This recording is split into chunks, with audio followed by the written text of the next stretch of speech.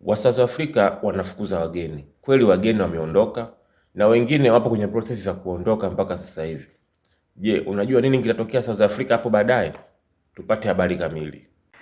South Africa mambo yameanza kubadilika.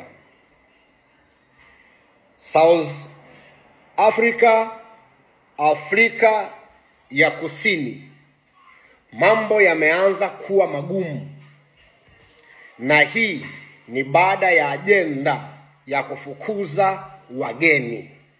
Mwanzoni ilikuja kauli mbiu ya kufukuza wageni wasiokuwa na makaratasi, the illegal migrant. Ilikuwa kufukuza watu wanaoishi South Africa wasiokuwa na vitambulisho, yani wanaoishi South Africa bila kufuata sheria. Lakini kadri ya siku zilivyokuwa zinakwenda, ajenda ikaanza kubadilika ndani kwa ndani. Ajenda ilipoanza kubadilika, wakabadilisha kwa kusema kwamba wageni wameshiriki kuchukua kazi zote za South Africa. Wageni South Africa ndio wanaoleta wizi na ujambazi. Wageni South Africa ndio wanaosababisha wa South Africa kutokulipwa pesa ya kutosha na serikali, na wageni South Africa ndio wanaosababisha South Africa kutokupata huduma bora kwa sababu ya wingi wao. Sasa kwa vitendo hivi ambavyo wao wamevianzisha, ambapo tarehe 30 ya mwezi wa 6 ndio ilikuwa mwisho ya mgeni yoyote ule kukaa South Africa, ajenda ikaenda mbali. Haijalishi hata kama unaishi kihalali, inabidi utoke South Africa.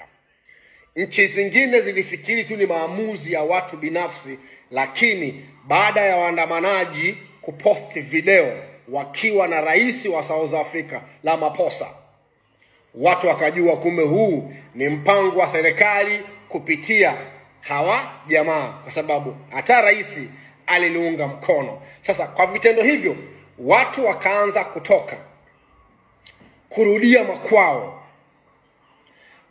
Ilipofika tarehe 30 ya mwezi wa 6, hali kawa mbaya zaidi. Cha kushangaza, haikuwa tena maandamano ya kufukuza wageni peke yake, ilikuwa ni maandamano ya kufukuza wageni na kuiba mali zao.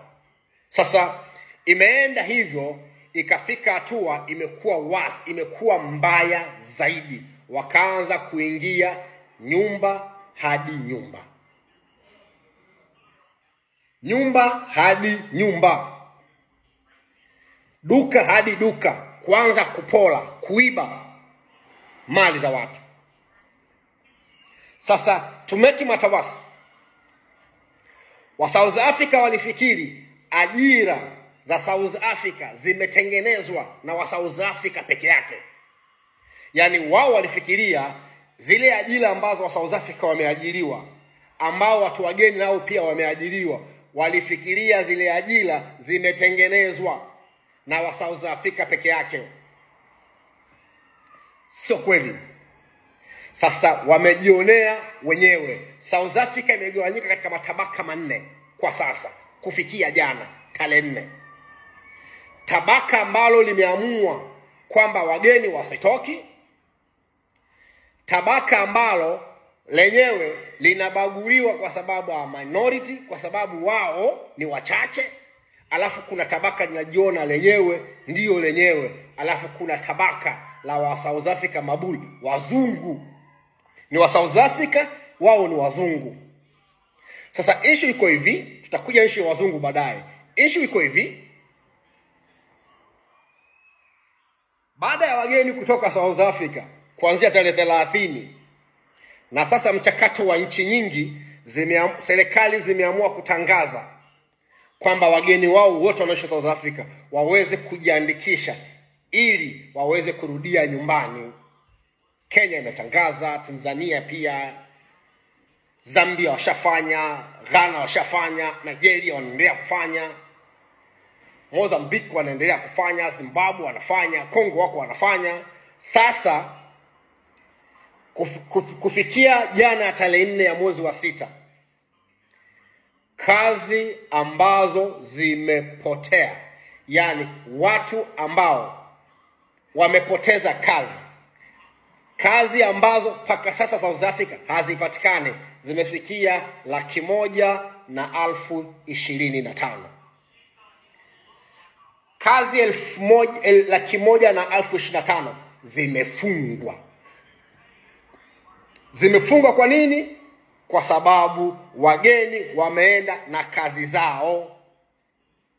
Wa South Africa wengi walikuwa wameajiriwa kwenye hoteli za wageni, kwenye maduka ya wageni, makampuni ya wageni, na wengine walikuwa wameajiriwa delivery makampuni ya wageni. Sasa mnafanya kazi kwenye kampuni ya kusambaza whatever it is, wewe unafikiri hii kampuni ni ya South Africa, kumbe ni ya mgeni kutoka Angola. Haya, mmemfukuza. Supermarket paka saizi zimezofungwa ni nyingi hazifanyi service saizi. Hizo supermarket ni za wageni, zimefungwa. Kwa hiyo kuna kazi zimezofungwa 1,125,000 ambao South Africa wamezipoteza kwa sasa. Jana driver taxi wameamua kuandamana, hakuna wa kupanda taxi. Duka zimefungwa, unanunulia wapi? Saluni zimefungwa, hoteli zimefungwa. Hoteli, saluni, driver taxi, hao wanaanza kuhangaika. Delivery saizi ni kazi kubwa ambayo kwa sasa South Africa imekuwa ni adimu. Wanaanza kugombana wao kwa wao. Kabila lenye watu wengi linaanza kuwabagua kabila la watu wachache. Nilisema roho mbaya ikikosa wa kumfitini huwa inajifitini yenyewe. Sasa wageni wanatoka, wameachiwa nchi zao, wao wanaanza kubaguana wao kwa wao. Na serikali inacheka. Niko hapa, mark my word, South Africa hivi inavyoenda,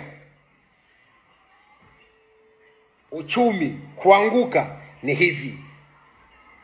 Nchi nyingi zilipomoka kiuchumi, masiara tu ya hivi. Masiara hivi. Uchumi ukao umeporomoka. Saizi watu hawana kazi. Wa South Africa kwanza ni wavivu. Wa South Africa wanapenda starehe, alafu hawataki kufanya kazi. Haya, kazi hakuna, duka zimefungwa, shops zimefungwa, saluni zimefungwa, hoteli hakuna. Wanafanya nini? Waliomiliki biashara waliobaki saizi hakuna customer, mzunguko wa fedha umeshuka chini. Akiangalia malls pamoja na supermarkets nyingi are empty. Hazina watu ziko wazi. Haiwezekani. Kwa mfumo huu uchumi South Africa lazima ushuke. Wameanza kugombana wao kwa wao. Kundi linalotetea wageni wabaki na kundi ambalo wanataka wageni waondoke. Wageni wameamua kutokurudi nyuma. Bana, sisi tunaenda, tunawaachia nchi yenu. Ndio South Africa ilipofikia saizi.